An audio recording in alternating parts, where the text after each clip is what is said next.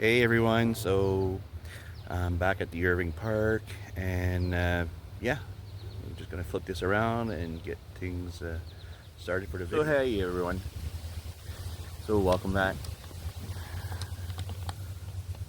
So in this video here, there's something on my mind that's been going on my mind for a little bit. And not sure how I'm going to title this video, but I'll come up with something. So I always do some daily shorts, and this one here, this morning, I decided to do it on freedom. And then afterwards, I felt like, there's something that in a sense, should have added to it, but I don't want to make these videos too long, so I decided to do this. So the video that I made this morning, like I said, it was about freedom, and it was basically saying that who can give you freedom? Can the government give you freedom? Can your family give you freedom? Can your boss give you freedom? And this is the case for almost everything when it comes to spirituality. I'm hoping that the wind is not making too much noise here. If it is, I'll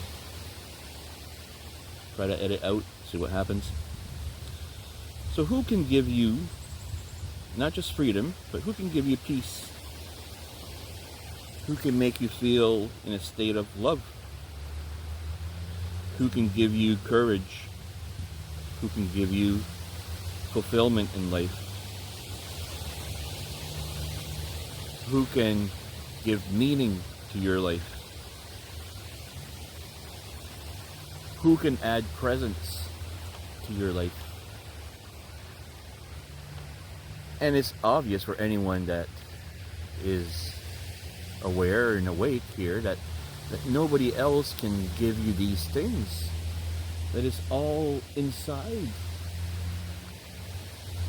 So if we're waiting on somebody else to give you love, freedom, peace, a meaningful and fulfilling life, you're waiting for somebody to give that to you, you're gonna wait a very, very long time. And it's the same as the self-worth that I talked about this morning, where it needs to come from the self. It needs to come from you. And this brought me up to another topic or another issue that's connected to this is most people, they would rather complain about the government. They'd rather complain about their job. They'd rather complain about society. They'd rather complain about, blaming somebody because they're not happy. And for anyone that is spiritual or somebody that wants a good life, somebody that wants to be at peace, somebody that wants to be connected to who they are, there's nobody that can help you with these things, right? So there's nobody that can give you these things. These things we have to connect to these things inside. But we often have a problem. The problem is that we are wounded. We have trauma. And these wounds, this trauma, prevents us from being at peace. It prevents us from being in a state of love. It prevents us from living a meaningful and fulfilling life. So, if we have any chance of being happy in life, and living that meaningful, fulfilling life, that, again, healing is essential. And who can heal you? It's obvious that, again, it is you. You're the only one that can really heal you. But you're going to have to be very serious about this, not just go about it with a half effort. You're going to have to really want this to be healed and no longer to blame others for your problems and say that life is terrible because of this and that. But most people, they'd rather get into spirituality and then just go through the motions, pretend that they're trying to heal. So they'll buy books on healing. They'll go and do some workshops on healing. And then these books or the workshops give them a sense of euphoria for a little bit. Or maybe it's a treatment, right? It could be a treatment like Reiki or something like that, or therapy, psychotherapy. And that person will feel temporarily euphoric and believe that they're healed, but they're not healed because they didn't do the work. Healing requires work. It requires us to examine things and to confront things, to face these things that hold us down. And I've done many videos on this, and I guess I'm not like many others where a lot of people, when it comes to spirituality and they have a life coaching and they have something else, these days everybody spins things in order to promote their programs and their healing modalities or whatever they're doing. And it's kind of like this guy that I used to really love, Neil McCoy Ward, on YouTube, and now basically every video that he does is related to pushing his courses that he is offering. So his wealth accumulation course and the gold and silver. So, and then like every time that there's a video that comes up, he says, "Oh well, this is a good reason why you should enroll into this course, because we're in uncertain times, and this will grant you security and give you prosperity," and right. And I guess that, you know, I understand why people do that, because they want to make more money. But this is again to what I've been talking about, how like people value money over people. And I'm not like that. I'm not gonna follow this.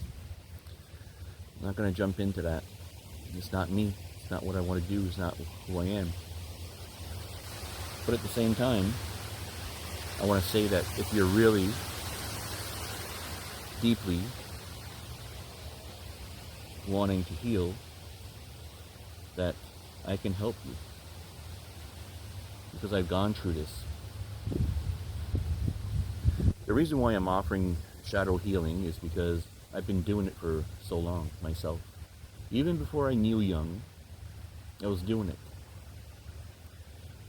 And then when I got familiar with Jung, in a sense, I expanded on this. And I'm forever grateful for Jung, because at the end, between him, Alan Watts, Terence McKenna, Joseph Campbell, Plato, Socrates, you know, there's many others. I don't know, James Redfield from Celestine Prophecy. All these people played an instrumental role in my spirituality, and it hasn't changed. I'm still seeing these people as very, very important in my spiritual journey.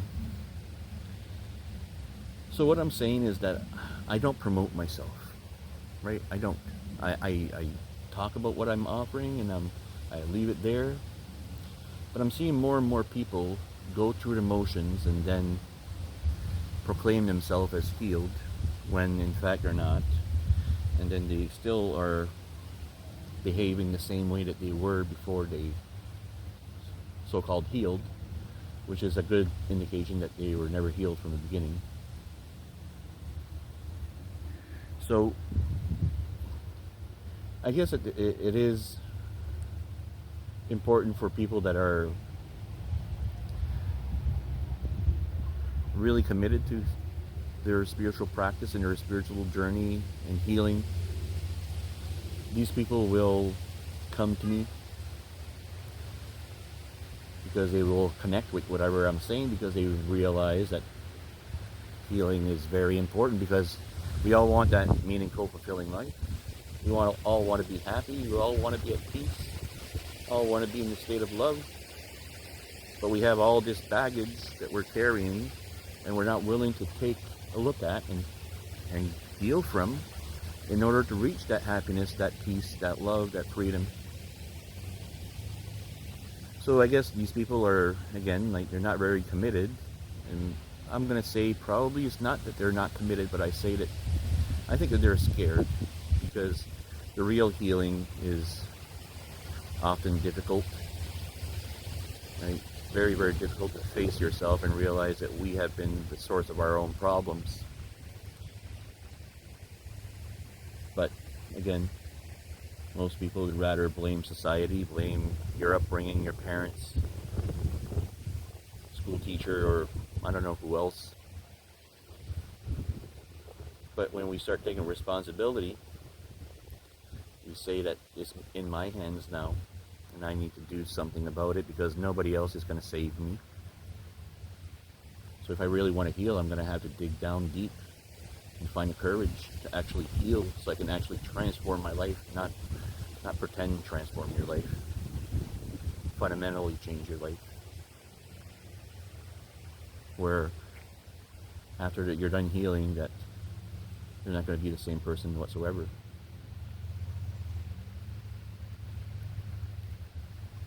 So, yeah, that's what I have to say about that. And for those that are really interested in healing, again, I'm just going to offer my services. And if you don't want to do shadow work, there's other things that I'm offering, life coaching and spiritual guidance. So something a little bit tamer than the shadow work would be the spiritual guidance. And then if you don't want to even do that, life coaching is very lighthearted. So, but anyways, I'm going to leave you. And yeah, I'm going to say, I'm wishing you well, I'm wishing you healing, and take advantage of this beautiful day. All right, people. Bye-bye.